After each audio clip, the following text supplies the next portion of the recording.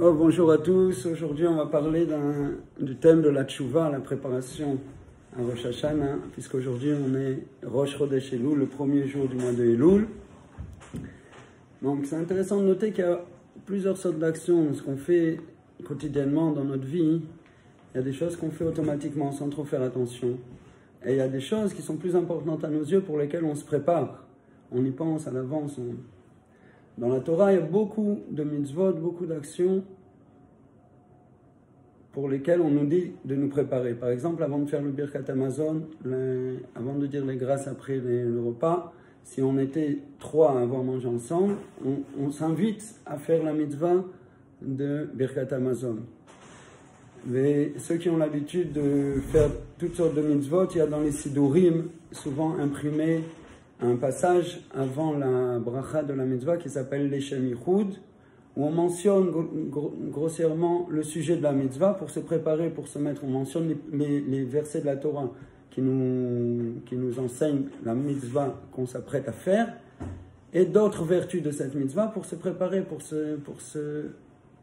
s'imprégner de la grandeur de l'action qu'on va faire. Maintenant, au cours de l'année, il y a deux périodes qui ont une préparation extrêmement longue, extrêmement poussée. C'est la Kabbalat Torah pour Chag HaShavuot. Il y a 49 jours de préparation. À partir du lendemain de Pessah, on commence à compter le Homer. On compte jusqu'au 50e jour. Le 50e jour, c'est Shavuot. Donc tous les jours, on se prépare à recevoir la Torah. Comment on fait ça? En pensant à nos midot, à nos traits de caractère, à nos caractéristiques, à notre personnalité, en essayant de les améliorer. Comme ça, on crée un cli, un réceptacle pour pouvoir recevoir la lumière de la Torah le jour de Shavuot. Ça prend 49 jours. Et le deuxième jour qui a énormément de préparation, c'est Rosh Hashanah. Rosh Hashanah, au moins 30 jours avant, ça veut dire à partir d'aujourd'hui, puisque là on est Rosh Chodesh Elul, on commence, les Sephardim ils commencent à dire les Slichot, ou plutôt à partir du 3 Elul, on commence à sonner le chauffard le matin après la prière. On commence toutes sortes de préparations, de pensées, et se mettre dans un état d'esprit propre à se présenter devant le Créateur du monde le jour du jugement de Rosh Hashanah. Donc ça montre la grandeur et l'importance de la chose. Alors, la préparation de Rosh Hashanah, comme on vient de dire, c'est la tchouva. Donc c'est le jour de se poser la question, qu'est-ce que c'est la tchouva, qu'est-ce qu'on doit faire? Il y a des gens qui tremblent quand on leur dit Elul. Il y a un grand rave qui a dit une expression connue que même les poissons dans la mer, ils commencent à trembler à partir de Rosh Chodesh Elul. Et il y a des gens, comme ils ne veulent pas trembler, ils esquivent le sujet et ils continuent comme si de rien n'était. Et ce serait intéressant d'essayer de trouver un chemin entre les deux. Et surtout, le plus important, c'est de voir ce que les tzadikim nous ont enseigné à propos de la tchouva. Puisque déjà dans Chazal, il y a écrit que les plus grands tzadikim sont toujours occupés de nous enseigner comment faire tchouva. Moshe Rabbeinu lui-même, et Rabbeinu dit dans l'Ikutei Moharan, la Torah 82 de la deuxième partie du l'Ikutei Moharan, il mentionne que Moshe Rabbeinu, quand il est monté 40 jours après le Chet HaEgel, il est monté une deuxième fois pour recevoir les tables de la loi, les deuxièmes tables de la loi. En fait, ce qu'il a fait là-bas, c'est qu'il a préparé la tchouva pour tout Israël. Donc on voit que Moshe Rabbeinu s'est occupé de ça, d'amener Am Israël à faire tchouva. David Ameler, c'est connu aussi, quand Gemara elle dit que celui qui dit que David a fauté, il se trompe, parce qu'en réalité David, ce qu'il a fait, c'est de préparer la voie pour ceux qui auront besoin de faire tchouva. Et il y a d'autres exemples au cours des générations, comment les plus grands tzadikim, ils se sont adonnés à nous préparer, à nous enseigner comment faire tchouva. Dans l'Ikutei Moharan, Rabbeinu, il donne beaucoup d'aspects de la tchouva, beaucoup de voies, comment adhérer à ça. J'ai pensé peut-être un machal général pour expliquer un peu l'idée de la tchouva, une parabole. La parabole, c'est celle d'un homme qui escalade une paroi abrupte, une montagne, sur une paroi vraiment abrupte. Comment ça marche? On doit enfoncer des piquets sans arrêt dans la roche, et on s'attache avec une boucle, j'ai oublié le nom, avec une boucle spéciale, on s'attache à ces piquets. Donc maintenant, une fois qu'il s'est attaché, donc il est en sécurité, il peut monter un petit peu. Et après, il met un nouveau piquet. Et qu'est-ce qu'il doit faire? Il doit détacher la boucle qui est en bas pour se libérer, pour pouvoir continuer à avancer. Et avant ça, il a attaché une nouvelle boucle en haut pour être sans arrêt protégé. Dès qu'il a attaché celle du haut, il détache celle du bas. S'il ne détachait pas celle du bas, hein, il ne pourrait plus avancer. La tchouva, c'est un petit peu l'idée de détacher la boucle du bas. Toute la vie d'un juif, c'est une escalade. On monte vers Dieu, on monte vers un plus grand plaisir dans les mitzvot, un cœur plus grand, un bien plus grand, une lumière plus grande. Sans arrêt, on progresse. Chaque jour passe, on fait une petite mitzvah, on rend service à quelqu'un. On avance, on cherche Hachem, on cherche la connexion à l'infini, on dépasse, on transcende nos limites à petite échelle. Comme ça marche. La vie d'un juif, c'est une escalade. Sans arrêt, on monte, on monte, on monte. Rien que de faire quelques mitzvot chaque jour, ça nous change terriblement, on avance chaque jour. Maintenant, pour pouvoir avancer, il faut détacher le crochet du bas.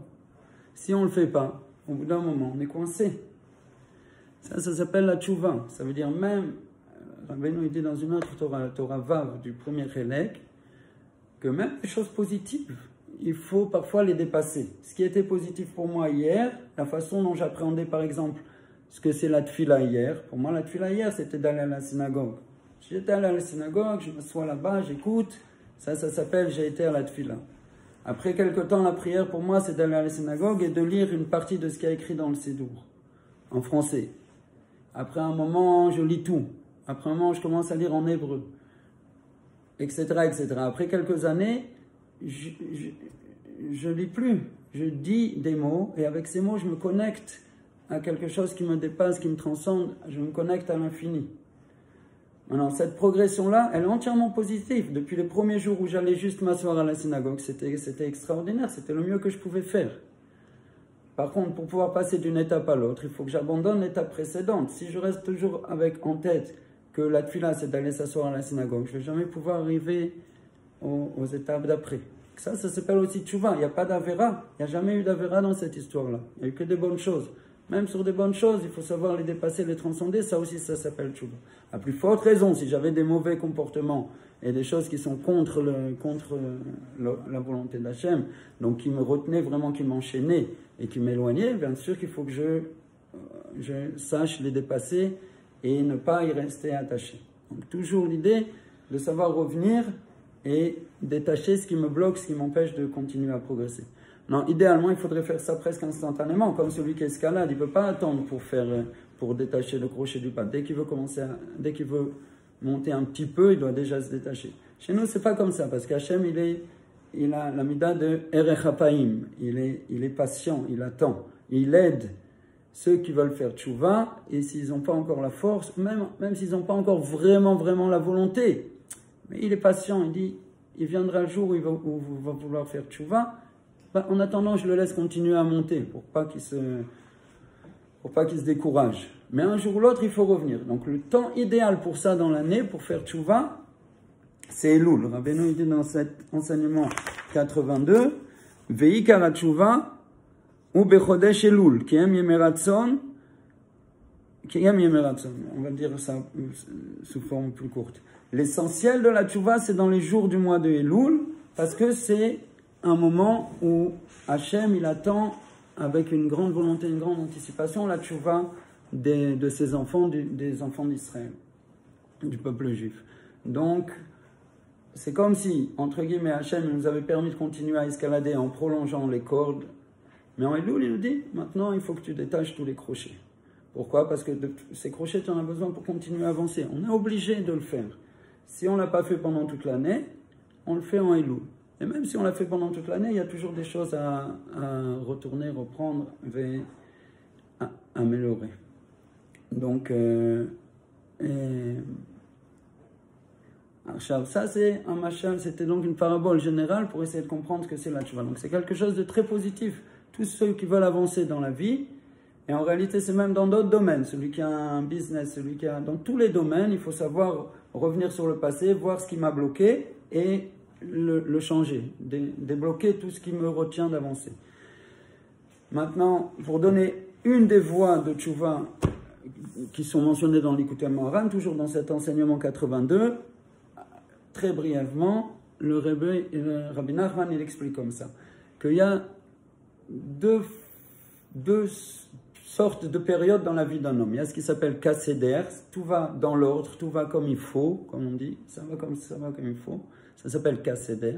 Et il y a des périodes qui sont chez Lo Kaseder, tout va à l'envers, tout va mal, tout ne se passe pas comme il faudrait.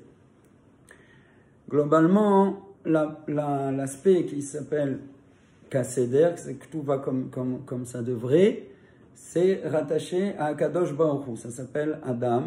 En opposition, les périodes de notre vie où ça ne va pas Kaseder, où ça ne va pas comme on aurait voulu, ça ne va pas comme il faudrait, c'est rattaché à Chava, et ça c'est le fait de plus des créatures et pas du créateur. Tout de suite, je vais essayer d'expliquer ce parallèle entre le Kaseder, le créateur, et Lo Kaseder, les créatures.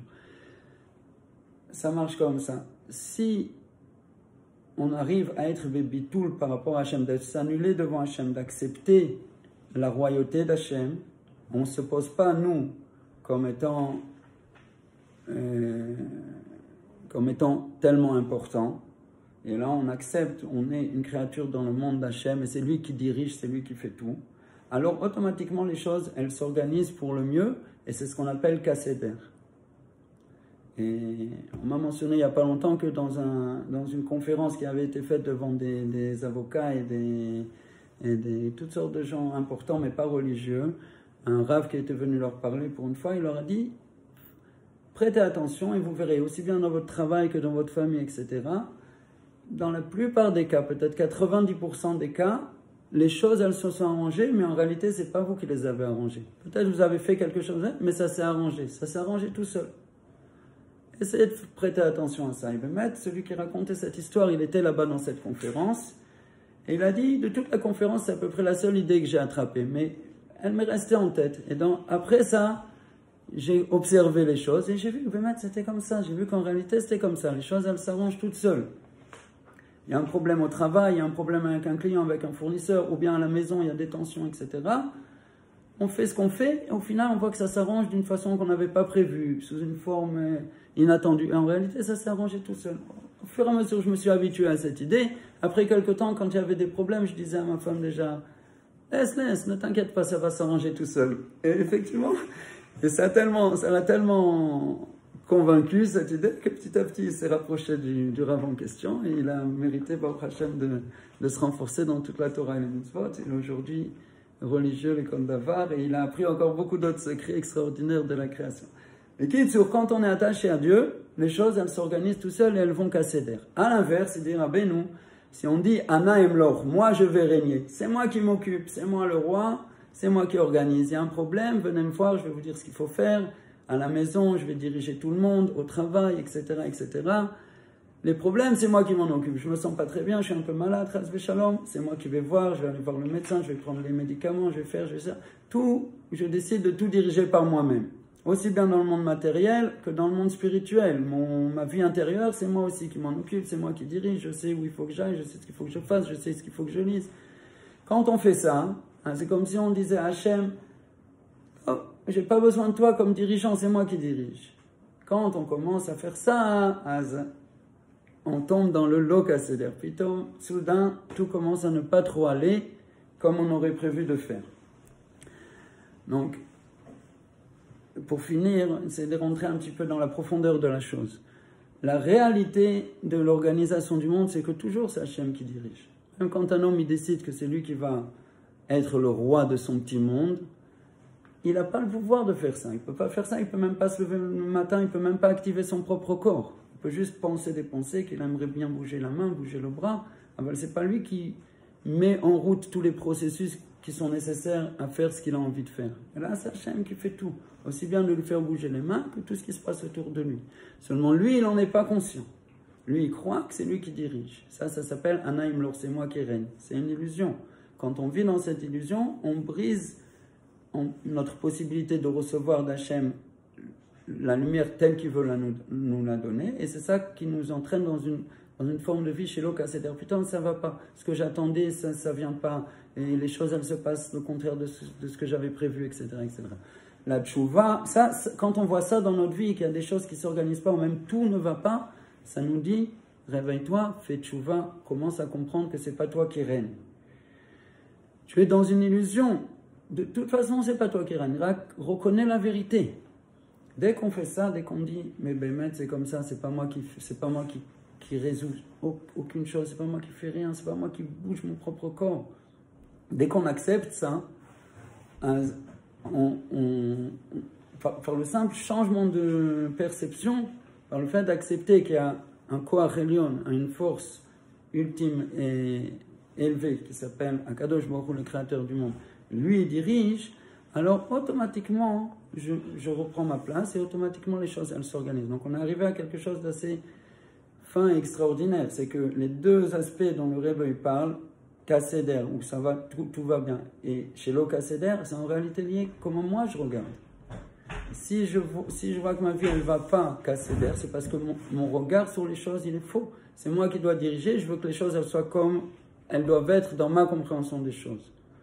La tchouva sur ça, c'est de dire non, ma compréhension des choses, elle fixe en rien comment les choses doivent être. Et là au contraire, je dois voir les choses telles qu'elles sont, les accepter et comprendre que c'est ce que Hachem, c'est une forme de communication que j'ai avec le créateur du monde. Il me dit, voilà, ça c'est la situation que tu dois vivre maintenant. Ton travail à toi, c'est de la vivre le mieux possible, d'être le plus gentil avec ton entourage, d'en tirer des leçons de progrès, etc. Ça c'est la façon dont tu dois voir. Pas, je dois moi dicter les choses telles qu'elles doivent, comment doivent être les choses, c'est moi qui dois le dicter, c'est moi qui dois prendre le pouvoir pour pouvoir imposer les choses, qu'elles soient comme je veux. Ça apporte que des déceptions et des regrets, et cette sorte de choses. Au contraire, accepte, il y a un dirigeant du monde, il fait tout est pour le bien, tout est Kasséder, tout est en permanence, comme ça doit être. Alors moi, je dois voir la chose, me dire, ah, c'est cette situation-là que je dois vivre, comment je peux essayer de la vivre au mieux.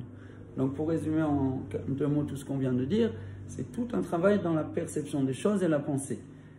Pour donner on a commencé à parler des préparations. Quand je bloque ma pensée, au lieu de laisser ma pensée vagabonder, je suis en train de faire quelque chose, mais je pense déjà aux courses que je dois faire après au supermarché, ou à ci ou à ça, d'autres choses.